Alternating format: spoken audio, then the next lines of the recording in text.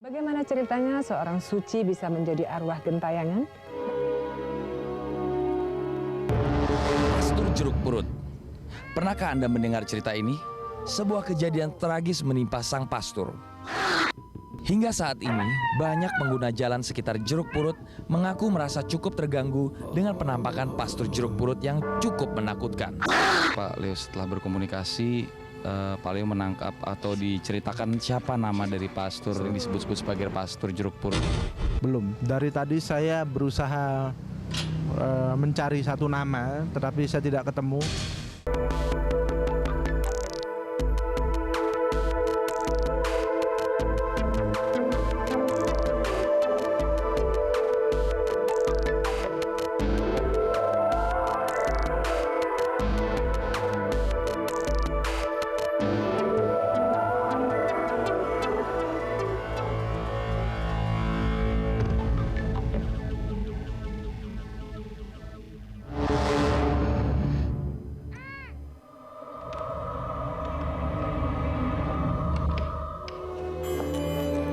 Suatu mata rantai yang tidak bisa diubah arahnya atau diputuskan. Tuhan telah menciptakan setan, iblis, atau roh yang sekarang bisa menyerupai bentuk fisik kita sebagai manusia. Pemirsa, apakah Anda meyakini keberadaan mereka? Senang sekali saya Arseti bisa kembali bersama Anda dalam Percaya Nggak Percaya. Setiap manusia memiliki kemampuan untuk bisa menembus dunia gaib. Dunia gaib seperti apa pemirsa? Di balik misteri, cerita misteri dan alam lain akan kami berikan untuk Anda.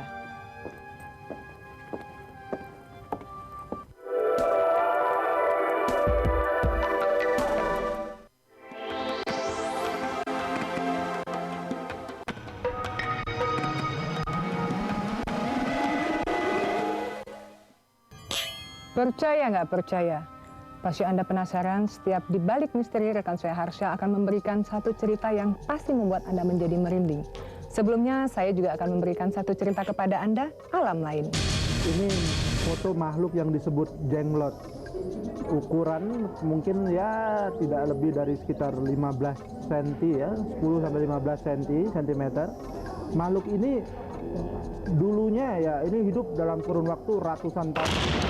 Dulu ini makhluk hidup biasa sama seperti manusia, hanya setelah mengalami katakanlah saat jasad halusnya meninggalkan badan karena dia mempunyai satu ilmu spiritual yang cukup tinggi, sehingga dia berwujud ataupun jasad itu kemudian jasad kasarnya mengecil. Nah biasanya ini bisa ditemukan di tengah hutan belantara, biasanya ada di satu akar pohon ataupun di tempat-tempat yang cenderung memang syarat dengan muatan mistik. Makhluk ini tetap hidup. Kenapa dikatakan hidup? Karena dia butuh makan. Makannya adalah darah dari ayam cemani, biasanya ayam cemani yang berumur 41 hari, kemudian dipotong, darahnya diambil, dan biasanya darah itu dioleskan ke mulutnya dan di sekitar telinga, daun telinga sampai pergelangan tangan, jari-jarinya ini.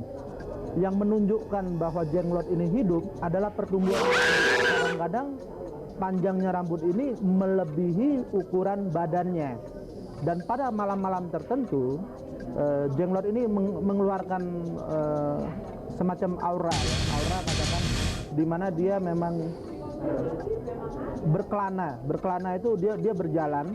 Walaupun jasadnya ataupun bentuk badan ini masih ada di tempat si pemeliharanya, tetapi jenglot itu sendiri akan berjalan menuju ke tempat-tempat lain. Tujuannya apa? Membisa. Tapi darah tuh kebanyakan darah hewan ya. Darah hewan peliharaan. Jenglot jenis kelaminnya bisa laki, bisa perempuan. Tapi dalam foto kita ini jenglot laki-laki. Umurnya sudah lebih dari 240 tahun ya. Mungkin sudah hampir 250 tahun lebih. Tapi dulu dia pernah hidup seperti manusia biasa, tetapi karena keperluan untuk menganut ilmu tertentu, aliran tertentu, dan biasanya untuk mencari kekayaan, pesugihan, sehingga dia dipelihara oleh orang yang meyakini bahwa dengan memelihara jenglot ini dia akan mendapatkan kekayaan yang luar biasa sekali.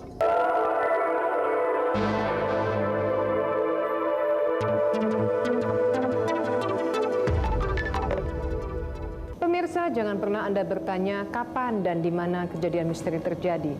Jika saja Anda peka, alam misteri itu sangat dekat dengan kita, dan Anda bisa merasakannya pada saat ini.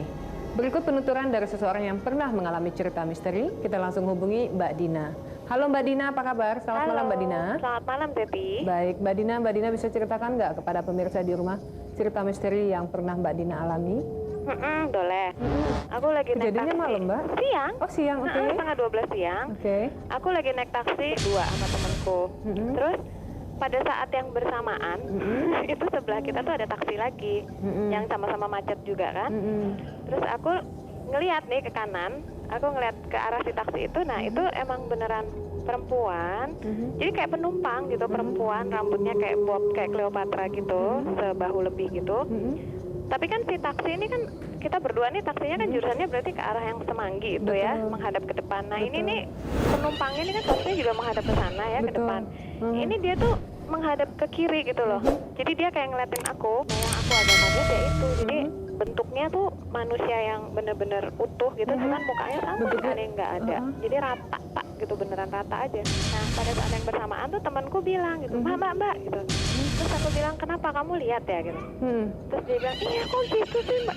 Temanku agak shock. Dia lebih dekat soalnya sama si perempuan ini. Karena kita ribut di dalam taksi, supirnya nanya, kenapa bu gitu. Terus temanku yang bilang, pak setan dia bilang gitu. Terus aku bilang, iya sih pak gitu, di taksi sebelah gitu. Kebetulan taksi yang sebelah itu dua mobil udah maju duluan sebelum kita gitu loh. Nah si tukang taksiku penasaran. Dia bilang, masa sih bu gitu. Udah, jadi dia berusaha keluar dari jalur nih, kita ada di in between jalur 2 dan jalur 3 ini. Persis lagi kan nyamain si taksi itu, ya nggak ada aja udah. Dan taksinya tuh ternyata setelah kita lihat emang lampunya nyala. Berarti kan taksi kosong ya. Menurut Mbak, maksud dia untuk menampakkan dirinya, mungkin dia ingin memberikan satu isyarat? Aku nggak ngerti, tapi begitu aku lihat itu malah aku mikirnya apa ini korban kecelakaan. Soalnya itu yang tiba-tiba gitu loh, maksudnya tiba-tiba aku yang nengok ke kanan nggak sengaja, temanku juga nengok, dan kita pada saat yang, kalau aku cuman sendiri lihat mungkin ya kita bisa bilang mungkin halusinasi apa gimana ya. Tapi ini temanku yang baru sekali ngeliat gituan juga jadi shock. Dan aku mikir, aduh kenapa sih mesti siang-siang kayak gitu. Betul, kejadiannya siang lagi ya Mbak? Siang, setengah 12. Dan hanya di dalam taksi, cuman itu aja? Nggak ada di sekitar Mbak sebelah kirinya juga? Nggak ada, cuman di dalam taksi itu aja ya?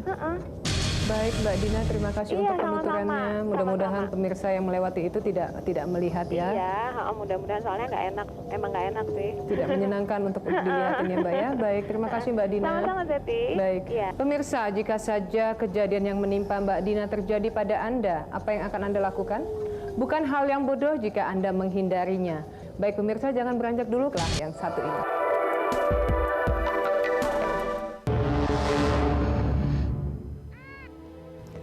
Baik pemirsa, mungkin cerita pastor jeruk perut bukan hal yang baru buat Anda.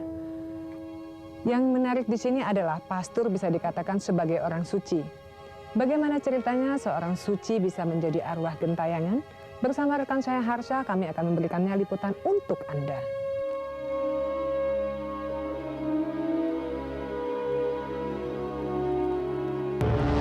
Pastor jeruk perut. Pernahkah Anda mendengar cerita ini?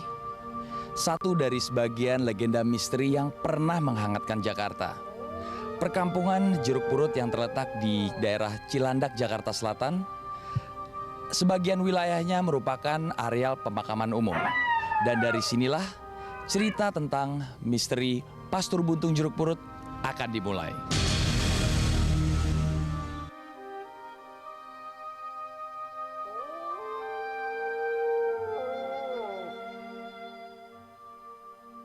Cerita yang belum bisa dibuktikan kebenarannya tersebut mengatakan, pada zaman kependudukan Belanda dikenal seorang pastor penyebar agama yang dalam setiap aktivitasnya selalu ditemani oleh seekor anjing hitam. Sayangnya, sebuah kejadian tragis menimpa sang pastor. Ia dibunuh dengan kepala dipenggal. Mungkin arwah pastor tanpa kepala inilah yang sering terlihat warga bergentayangan di sekitar area jeruk perut. Hantu tanpa kepala tersebut berpakaian hitam, memegang tas di tangan kirinya dan memegang rantai di tangan kanannya. Sementara di lehernya tergantung kalung berbentuk gentang. Setidaknya itulah gambaran beberapa orang saksi yang mengaku pernah bertemu dengan arwah Pastur Jeruk Purut. Pak Leo, menurut salah satu saksi yang pernah melihat kehadiran atau kemunculan dari Pastur Buntung yang ada di Jeruk Purut ini, Pastur Buntung ini atau Pastur Jeruk Purut ini sering muncul dari jalan yang kita lewati tadi dari sana menuju kemari, terus berjalan ke tangga sini sampai masuk ke area pemakaman. Nah, ini bisa diceritakan awal ceritanya sendiri gimana nih Pak Leo? Kalau Pak Leo berdasarkan dari penglihatan spiritual Pak Leo. Jadi begini Mas Arsa, lahan yang sekarang di tempat kita berdiri ini itu rupanya pada tahun katakanlah zaman Belanda tahun abad ke-18 ini merupakan lahan pemakaman untuk warga negara Belanda. Nah, mengingat bahwa adanya pengembangan kota dan lain sebagainya, sehingga makam ini sekarang seperti yang kita lihat sama-sama tergusur. Malahan keberadaannya tidak tersisa sedikit pun, tidak tampak gitu ya, karena mungkin proses pengembangan kota itu tadi. Nah, tidak hanya Pastur itu saja sebetulnya yang boleh dikatakan yang kebetulan mengalami kejadian yang cukup tragis. Dari selain memang dia dulu seorang biarawan, tampaknya dia nih mungkin katakanlah misionaris ya. Orang yang mengembangkan agama, menyebarkan agama dan lain sebagainya. Dan memang kematiannya cukup tragis. Tetapi kalau dikatakan dia dipenggal, itu saya kurang sependapat. Tapi sepertinya ini semacam satu kecelakaan. Oh, ini nih kereta Mas. Jadi semacam si Pastur ini menarik satu muatan begitu ya. Jadi mungkin pedati ya, mungkin semacam itu ya, semacam pedati begitu dengan kuda. Ini yang tergelincir masuk ke dalam jurang. Anjingnya enggak ikut. Tidak, karena anjing itu mungkin ya saya tidak tahu karena penyebabnya apa. Pokoknya anjing itu stay, dia tetap ada di atas tebing dan dia menyaksikan majikannya ini mengalami kecelakaan cukup tragis dan akhirnya meninggal gitu. Tebingnya ini kira-kira di sebelah mana Pak Leo? Sekitar 3 km arah ke, jadi pertigaan Ya. Jadi kalau sampai ke pertigaan kita ke Ampera ke kanan, ke kiri kita kembali ke Kemang. Dulu lahan itu bukan pertigaan, itu ke sana itu masih ada beberapa rawa-rawa. Malahan saya melihat ada satu anak sungai yang cukup besar ya, yang memotong jalan mungkin Mampang sekarang, yang menjadi katakanlah Mampang. Nah, itu yang memotong itu. Nah, di situ tuh sekitar situ tebing itu ada. Itu mungkin sekitar 5 sampai 6 km dari tempat kita berdiri ini. Nah, kalau sekarang dia kembali dari arah perkebunan itu, dia kembali ke tempat dia beristirahat. Ini kalau saya boleh tahu, apakah Pak Leo setelah berkomunikasi Pak Leo menangkap atau diceritakan siapa nama dari Pastur yang sering disebut-sebut sebagai Pastur Jeruk Purut? Belum. Dari tadi saya berusaha mencari satu nama, tetapi saya tidak ketemu. Walaupun saya ketemu nama, katakanlah ini nama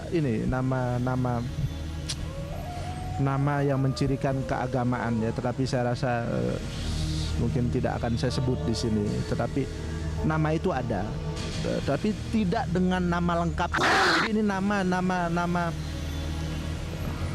Baptis. semacam itu, nama baptis, betul. Perawakan beliau agak sedikit gemuk, tinggi sekitar 175, 177, agak gemuk. Berat badan beliau sekitar hampir 78 ya, 79 kilo. Umurnya 53 tahun. Beliau berkacamata. Beliau mengenakan jubah pendeta, jubah pastur hitam panjang. Dan sebetulnya ini bukan genta. Ini apa sebenarnya Pak Leo?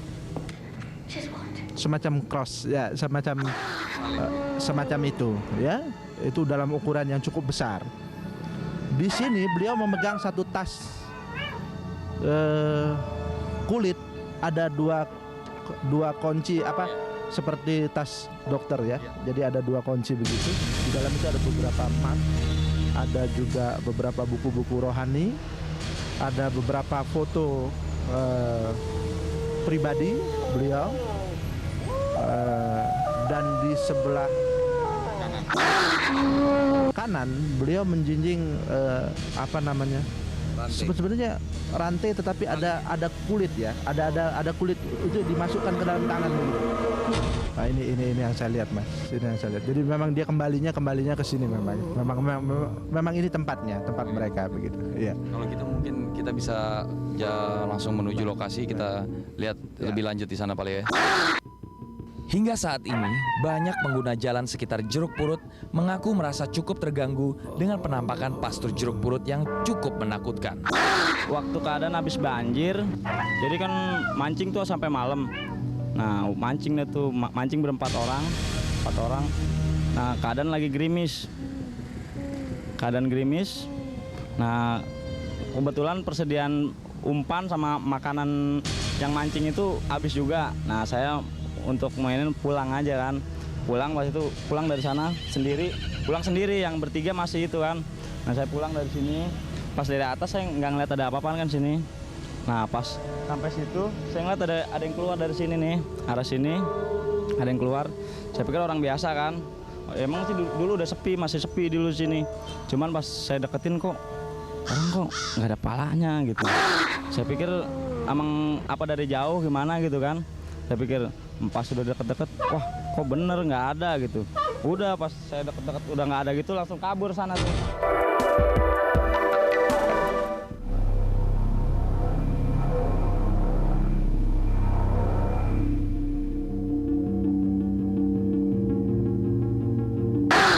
Pak Leo, kita lanjutkan perbincangan kita tadi Pak Leo mengenai pastur jeruk purut. Nah, ini yang tempat tadi pastur jeruk purut atau pastur buntung ini sering melewati daerah sini. Nah, ini bisa dijelaskan lagi nggak Pak Leo? Kira-kira tepatnya di mana lokasi dari pemakaman dia sendiri? Nah, lokasinya itu tepatnya antara 2 pohon ini. Ini Lokasi dari tempat makam beliau. Makamnya beliau antara 2 pohon ini, tetapi setelah pagar itu. Berapa lama dia tinggal di Indonesia sebenarnya Pak Leo? Saat sampai kejadian beliau meninggal, beliau sudah di Indonesia kurang lebih hampir 19 tahun. Ini barusan saya menangkap satu fenomena, ada orang yang memakai cerutu dengan pakaian kebesaran militer, tapi Belanda dengan muka yang panjang. jambang begitu, dengan ini, dan membawa pedang, ada pedang di apa pinggangnya, tapi dia memakai cangklong begitu, memakai cangklong. Ini yang lalu lalang di belakang Anda. Jadi kemunculan yang jenderal yang tadi pakai cangklong, pakai senjata dengan baju militer ini terbunuh karena apa Pak Leo? Karena perang dia terbunuh ya, meninggal dan dimakamkan juga di area sini. Jadi semakin meyakinkan khususnya saya sendiri bahwa memang dulu lahan ini adalah pemakaman Belanda. Sebagian lahan ini pemakaman Belanda. Kita kembali ke pastur jeruk purut Pak Leo. Ini tadi menurut Pak Leo bahwa sosok beliau ini memang seorang yang baik-baik, yang menyebarkan agama. Tapi kenapa pada saat dia sudah meninggal ini dia muncul lagi nih Pak Leo, muncul atau menampakkan dirinya di beberapa orang yang pernah melihat dia nih. Ini kenapa sebenarnya Pak Leo? Makanya kalau kita katakan volume ataupun katakan jumlah orang yang melihat beliau dan tidak ataupun belum menyaksikan, itu perbandingannya sangat signifikan.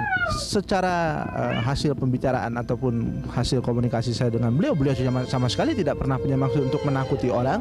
Tetapi ingat, alam goib di luar manusia ada kepandaian dari beberapa jin kafir, beberapa syaiton yang pintar menyerupai. Ya. Oh, iya. Jadi fenomena ini bukan karena pastur jeruk purutnya yang menampakkan diri. Dan saya menangkap lagi satu kegiatan secara spiritual. Banyak rupanya dekade tahun 1975 sampai 80 sekian orang-orang yang sampai berniat untuk melihat keberadaan pastur ini. Tapi wallahualam ya, bukan tidak pernah terjadi. Mungkin ada penampakan-penampakan lain di sekitar sini. Karena di sini ada beberapa perempuan. Di sebelah mana di sini? Ini di tempat ini. Ini ada pohon, ada yang reklame itu. Betul. Nah, itu itu sering muncul perempuan malam-malam dengan baju long dress putih, baju night dress begitu, baju gaun malam putih begitu, rambutnya panjang. Tapi perutnya tuh agak besar, jadi seperti orang yang sedang mengandung.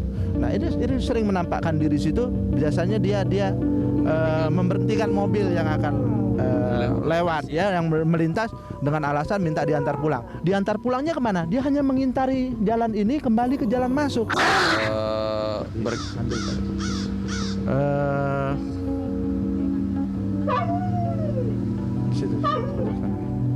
Yang sebelah situ dekat pohon Kamboja itu kali. Depan Kamboja, arah jam 2. Iya, iya. Jadi itu keinginan orang ingin menggali keberadaan Pastur Jeruk Purut yang melegenda, malahan mereka menemukan aktivitas spiritual lain yang memang berangkat muncul dari tempat ini. Nah, seperti tadi saya ingin kamera segera diarahkan ke situ karena arah jam 2 di belakang sini saya melihat sosok seorang wanita ya yang berdiri di bawah pohon itu yang sedang menatap ke arah kita. Tapi gerakannya itu begitu cepat, seakan-akan dia tidak menapak di tanah. Jadi melayangnya itu cepat gitu jalannya. Tapi saya yakin itu sesuatu aktivitas saja yang muncul dari tempat-tempat semacam ini. Pastur Jeruk Purutnya dari tadi semenjak kita datang sini saya belum menangkap satu bentuk kehadiran sosok beliau ya. Tetapi justru saya melihat fenomena lain yang muncul dari sekitar tempat ini. Ya. Jadi ini yang memang menambah keyakinan saya bahwa penampakan yang menyerupai yang sering dilihat oleh beberapa orang Pastur Jeruk Purut itu hanya suatu media saja yang dipakai oleh kekuatan alam lain, kekuatan spiritual lain untuk menyerupai dia. Pemirsa, legenda misteri yang beredar di masyarakat belum tentu benar adanya, walaupun ada saksi yang pernah melihatnya. Ini dikarenakan alam goib mampu merancukan versi cerita yang ada. Yah, percaya nggak percaya, bagaimana Anda menyikapi cerita misteri tersebut?